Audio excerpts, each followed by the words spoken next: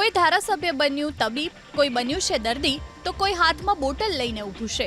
કોંગ્રેસના ધારાસભ્યોએ વિધાનસભા પરિસરમાં ખ્યાતિકાંડ મુદ્દે કર્યું અનોખું વિરોધ પ્રદર્શન। કોંગ્રેસના ધારાસભ્યોએ તબીબ અને દર્દી બનીને વિરોધ પ્રદર્શન કર્યું। એટલું જ નહીં, ખ્યાતિકાંડમાં જે રીતે દર્દીઓને છેતરીને ચીરફાડ કરી, એ જ રીતે કોંગ્રેસના ધારાસભ્યોએ નાટ્યાત્મક રીતે વિરોધ પ્રદર્શન કર્યું। સાથે જ હાથમાં ખ્યાતિકાંડ મુદ્દે સીબીઆઈ તપાસ કરે તેવી માંગ સાથેના પોસ્ટર પણ બતાવ્યા। કાળઝાળ ગરમીમાં શેકાવા માટે થઈ જજો તૈયાર। ઉત્તરથી ઉત્તર પૂર્વ તરફ ફૂંકાતા પવનને લીધે રાજ્યના તાપમાનમાં 2 થી 3 ડિગ્રી વધારાની હવામાન વિભાગે કરી છે આગાહી।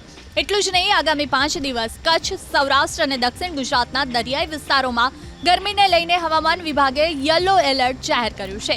હવામાન વિભાગ અનુસાર કચ્છ, સૌરાષ્ટ્ર અને દક્ષિણ ગુજરાતમાં ગરમી અને બફારાના પ્રમાણમાં થશે વધારો।